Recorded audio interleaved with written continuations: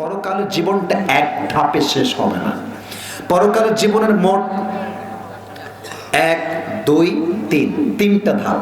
বগুড়া শেরপুরের ভাই বলো সবাই 1, 2, মোট কয়টা ধাপ? 1। আমরা কি কাফের না মুসলমান? কবরে গিয়ে যে প্রশ্ন হবে বিশ্বাস আছে না সবার? কাফেররা কি বলে জানেন? বলে মুহাম্মদ, আস্তাগফিরুল্লাহ, বলেন নাউজুবিল্লাহ। এমনি বলছে এই মুহাম্মদ তুই যে বলিস মানুষ মরে গেলে আবার জীবিত হবে, কই আমার বাপ তো জীবনও ফিরে আসলো না রে মুহাম্মদ, নাউজুবিল্লাহ পড়ে। আচ্ছা তুই যে বলিস মানুষ মরে গেলে আবার জীবিত হয়, আমার দাদা তো আজ অব্দি কবর থেকে ফিরে আসে নাই। অতএব এই জীবনটা আসল জীবন। নো টেনশন, ডু ফুর্তি, जितने दिन जिंदगी बाकी है खाओ पियो मौज मस्ती करो, नो टेंशन डू फुर्ती। जब मर जाओगे तो वापस आने की कोई जरूरत नहीं है, ये जिंदगी ही आखिरी जिंदगी है। আমরা কি বিশ্বাস করি নাকি ভাই? না। কাফেররা বলে وقال الذين كفروا أئذا كنا ترابا وآباؤنا أئنا لمخرجون। কাফেররা বলে মুহাম্মদ কেমন করে সম্ভব যখন মানুষগুলো মরে তার দেহর চামড়াগুলো ছাই ছাই হয়ে যাবে, কেমন করে সম্ভব যে আল্লাহ আবার জীবিত করবে? আল্লাহ কি বলছে দেখেন, এখানে যে উপরে প্যান্ডেল এগুলো কি পোতা, এখানে বাঁশ, এটার নাম কি? সবাই একটু উপরের দিকে দেখেন, উপরের দিকে একটু। এই যে প্যান্ডেলটা টিকে আছে, পড়ে যাচ্ছে না, এটা প্রোটোকল দিচ্ছে কিসে? বলেন সবাই কিসে? আচ্ছা ওই সাইড থেকে নিয়ে পুরো বাঁশ খুলে ফেলেন, এই প্যান্ডেল থাকবে না, পড়ে যাবে। আচ্ছা এবার আরেকবার উপরে তাকান, এই প্যান্ডেলের আরো বিশাল উঁচুতে আছে কি? আকাশ। বলেন সবাই কি? আকাশকে টিকিয়ে রাখার জন্য কয়টা বাঁশ আছে? আরে কথা কয় না কেন রে বাপ? একটাও বাঁশ আছে?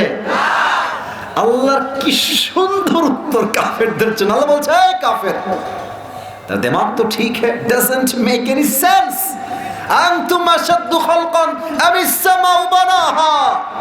বলতো তুই আমাকে, তোকে বানানো বেশি সহজ না আসমান বানানো সহজ? উত্তর হবে মানুষ বানানো সহজ আসমানের চাইতে। আকাশ টিকে রাখা বেশি কঠিন মানুষকে জীবিত করার চাইতে। আল্লাহ বলছে আমি যদি সে আকাশকে, এত লম্বা আকাশ খুঁটিবিহীন রাখতে পারি, তোর মতো ছোট্ট একটা মানুষকে আমি আল্লাহ চাইলে আবার জীবন দিতে পারি কি পারি না? বোঝেন নাই? পারি কি পারি না? আচ্ছা মনে করেন যে আমি আসিফ হুজুরের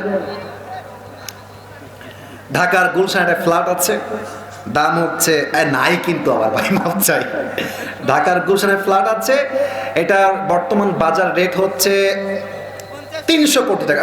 শোনাবনি থামো, 300 কোটি টাকা। আর আমার 3টা গাড়ি আছে, একটা হচ্ছে রোলস রয়েলস, আর একটা BMW, একটা হচ্ছে মার্সিডিজ। কয়টা কার বললাম? তার মানে আমি কমপক্ষে তো 600 কোটি টাকার মালিক। এখন কেউ যদি এসে বলে যে আসিফ হুজুর কি সাইকেল কিনতে পারবে, বলবে জুতার বাড়ি মারোকে। আরে বেটা জায়গা 600 কোটি টাকার জিনিস আছে, কেন সাইকেল কিনতে পারবে না 5000 টাকা দিয়ে? হ্যাঁ পারবে। আল্লাহ বলছে আরে পাগলা, এত বড় আকাশকে আমি আল্লাহ খুঁটিবিহীন রেখেছি, এত মানুষকে আমি আল্লাহ রূহ দিয়েছি, জীবন দিয়েছি, আমি আল্লাহ চাইলে আবার কবরে যাওয়ার পরে জীবন দিতে পারি কি পারি না? 1 নাম্বার পরকালে বিশ্বাস রাখলে আপনাকে পুনরুত্থান দিবসে বিশ্বাস রাখতে হবে। 1। 2 নাম্বার হলো যখন আপনি পরকালে যাওয়ার পরে জীবিত হয়ে যাবেন, 2 নাম্বার হবে হিসাব দিবস, বিচার দিবস। আপনাদের বাসার টিনের কার কার, একটু হাত তুলুন তো। টিনের বাসা আছে কার কার? আরে সর্বনাশ, মাশাআল্লাহ হাত নামাও।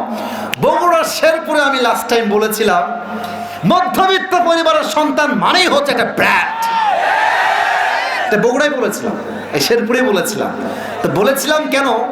যে মধ্যবিত্ত পরিবারের সন্তানকে আপনি যা দিবেন তাতেই আমরা অ্যাডজাস্ট করব।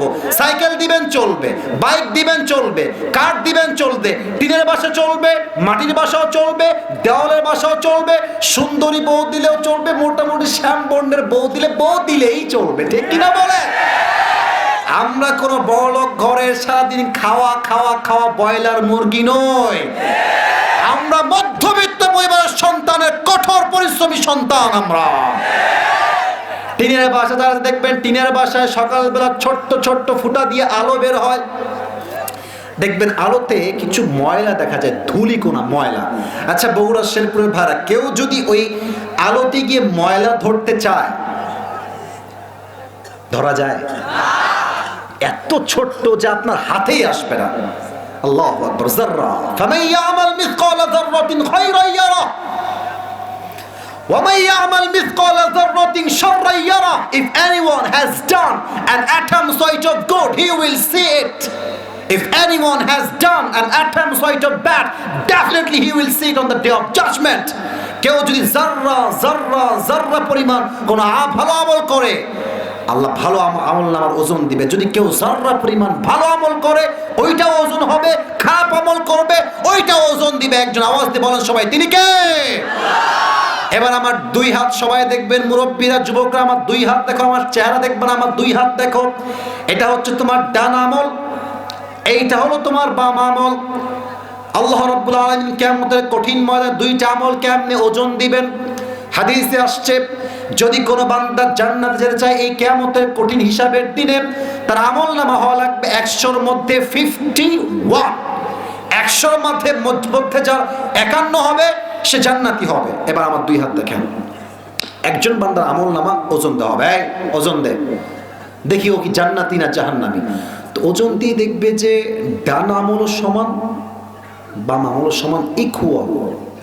There is no difference, কোনো পার্থক্য নাই। ডানেও 50, বামেও না। আমার সাথে কথা না বলে তো ওয়াজ হবে না। ডানেও 50, বামেও।